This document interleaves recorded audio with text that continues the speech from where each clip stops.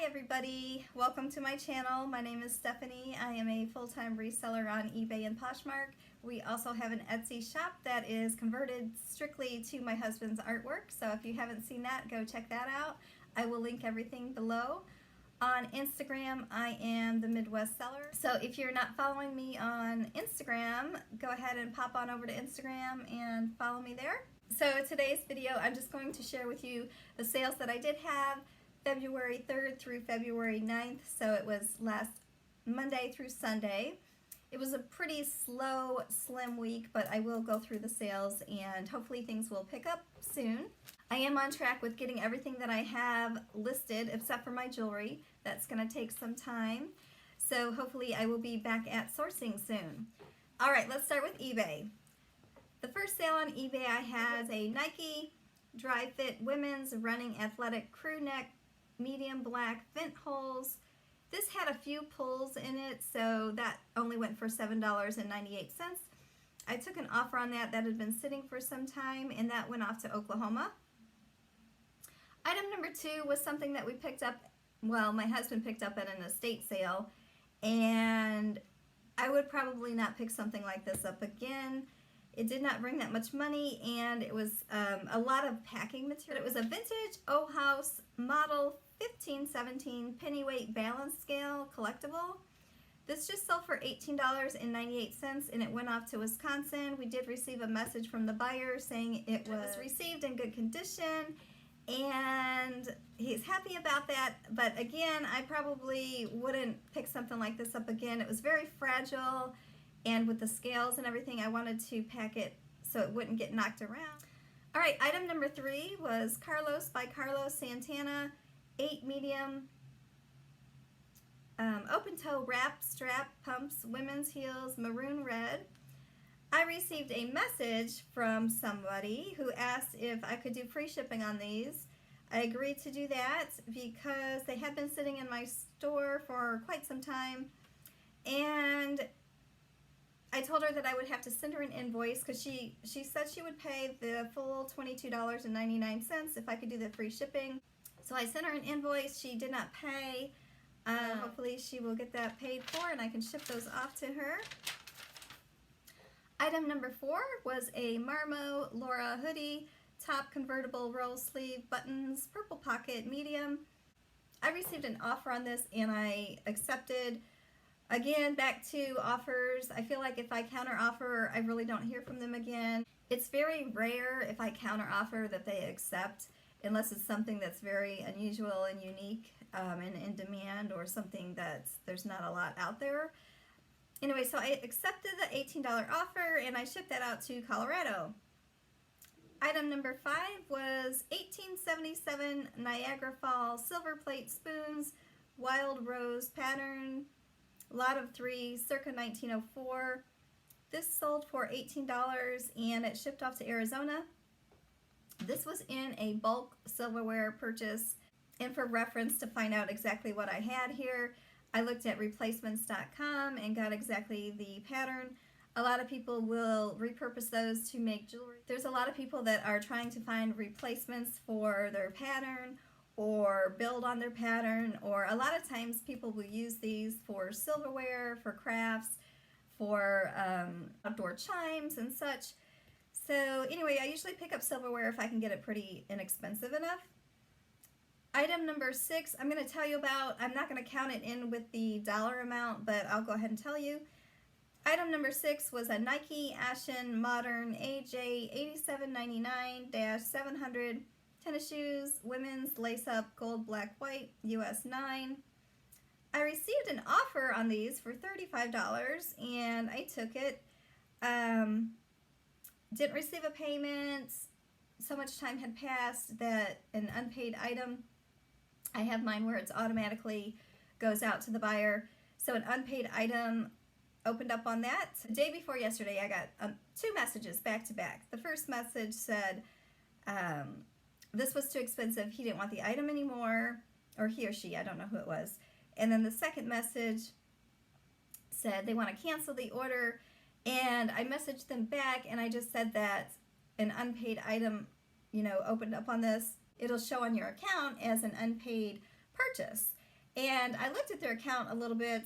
It was their first purchase. They just opened up their eBay account this year, and they've not had any feedback. So this will be, unfortunately, too bad for them, because it'll show as an unpaid item.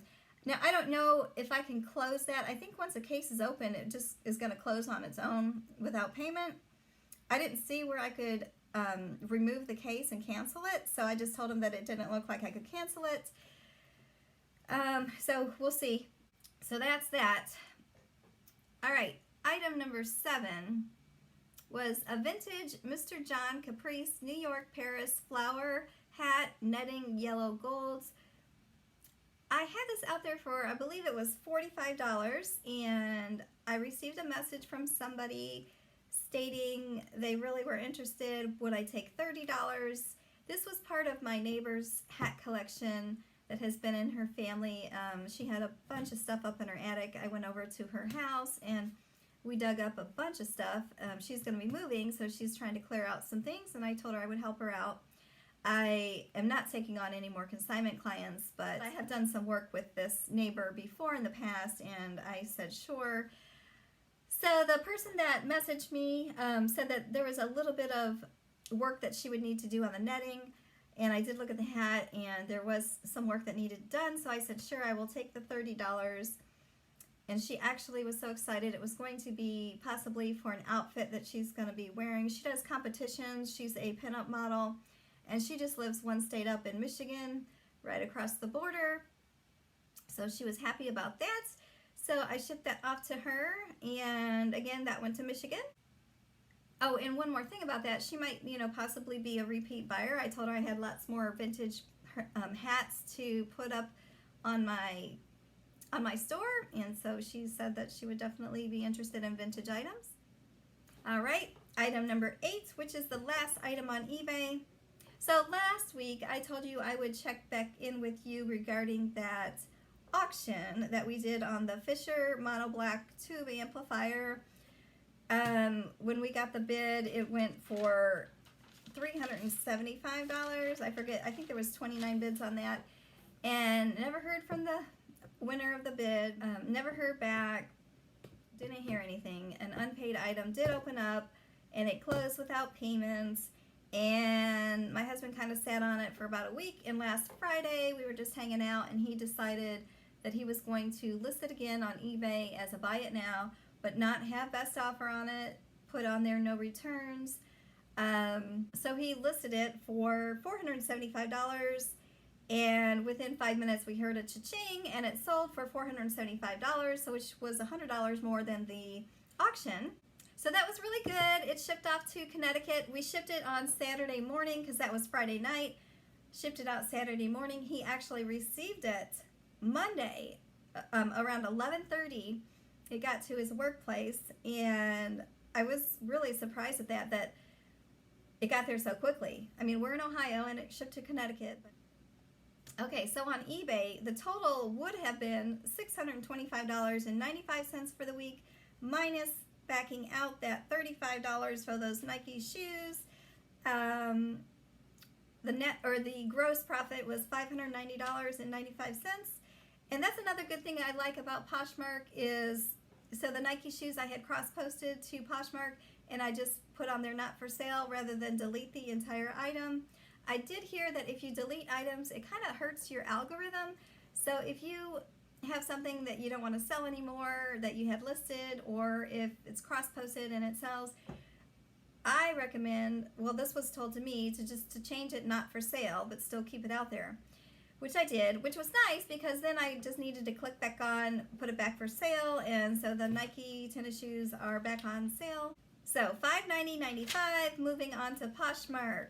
Last week was really slow for me on Poshmark, and I was doing all the things. I was sharing, I was listing, I was doing closet clearouts, I was sending offers to likers. It was just a slow week. How was it for everybody else? I don't know. Comment below if you sell on Poshmark and you had kind of a slow week. All right, item number 1 on Poshmark was a Rosie Pope maternity nursing cami heather gray, size medium. This was so soft. It did have a couple of little spots that looked a little discolored, and it didn't look like it was part of the pattern, so I disclosed that. And I figured that somebody wouldn't mind that because obviously it's probably going to be something that's worn underneath something. That just sold for $7 and it went off to Oregon. Item number 2. Boy, it's really bright. The sun is shining today. It's still real cold though. We have lots of snow on the ground and we're going to get dumped on again with snow. There's probably about 3 inches of snow right now. So, more snow. All right, so item number 2 was a bundle. I had 2 bundles last week, and the first bundle was one that I received an offer on. So the bundle was bundle of huge safety pin brooch sewing kitschy, and the other item in the bundle was T. Tahari sweater wrap medium solid black wool blend. This was really a nice wrap, and it was in my closet for quite some time. I don't know why it didn't sell sooner. But those 2 combined, I took an offer of $18 and it shipped off to Illinois. I figured, you know, it's getting out of the sweater season. People are going to be thinking about spring and summer. So I want to kind of move as much of the, you know, the winter items that I have to get some new winter items in for the fall. And that went to Illinois, sold for $18. All right, item number 3, Vionic Ortha Heel, Delight April leather slip-on size 9. Okay, so I got a message from the buyer saying these would be perfect for her plantar fasciitis in her feet, and she sent me an offer for $40. I accepted that, and they shipped off to California. I've never found another Vionic Ortha heel, but I guess they're very good for people with, you know, feet problems. A lot of support, a lot of cushion. Item number 4, Gunmetal Faux Pearl Dome Silver Tone Edge Clip-On. So this just goes to show you, I had one person, she did not send me an offer, she just paid full asking price of $8. And you know, the shipping has changed now, so the shipping was $7.11. She bought these outright. They went to Minnesota. It must have been something she was looking for because that was the only thing she bought. I have tons of jewelry out there. She could have bundled something and saved 15% or more. I probably would have sent her a better deal. But yeah, so I was pleased about that. I mean, all those little sales, they do add up. All right, and number 5, vintage 1950s lucite pearlized hard case purse bag. Oh, I just loved this purse. I really enjoyed having this in my office. It was so nice. I kind of paid up for this. This was at an estate sale. And I bought probably 6 different purses that day. And this one, they had pretty high. So I asked if they would take any less, and the least they would take for that was $12. So I bought it for $12. I had this for quite some time. I got an offer for $40, and I thought it's time to let it go. Went to Colorado.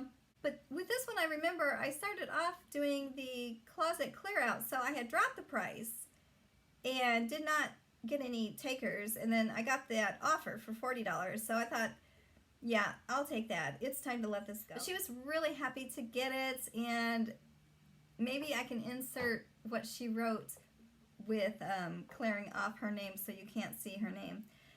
But it was a really nice feedback. I really appreciate that when they take the time to write something, and instead of just giving you 5 stars, if they take the time to write a little note to you, I really do appreciate that. I read every one of them and I love it. Item number 6, Segoy Women's Zap LT Vest Small.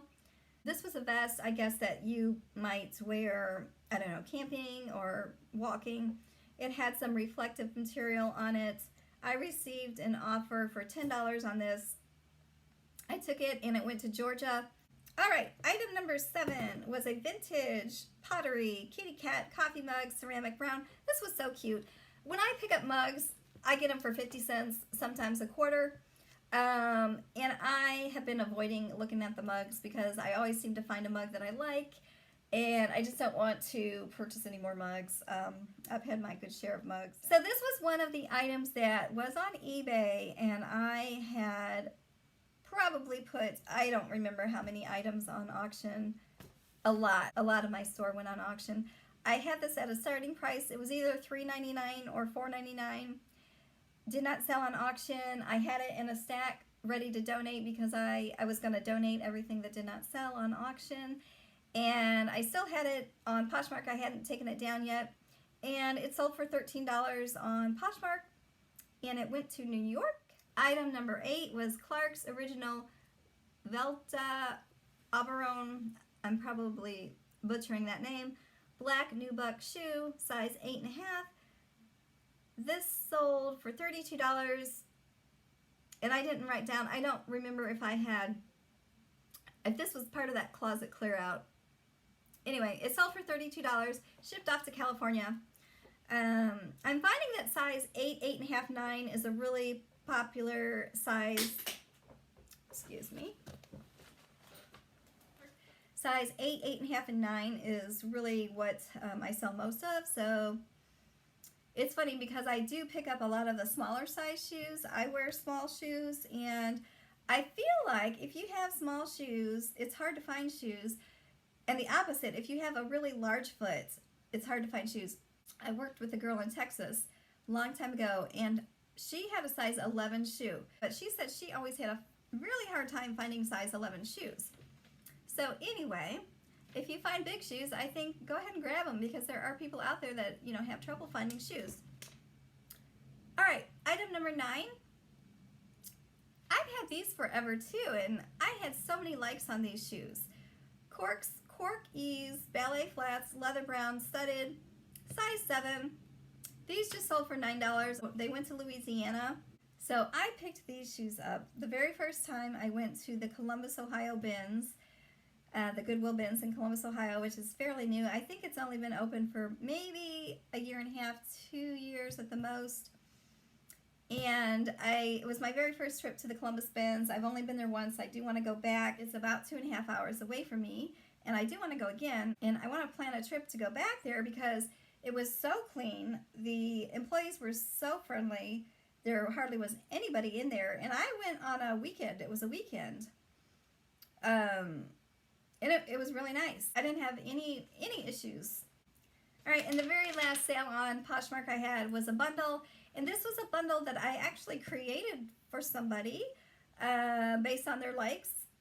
So she had liked 3 items, and I created a bundle and sent it to her. If you don't know how to do that, you can just go to Nicole State's YouTube channel and type in the search bar how to create a bundle or something, and that video should come up.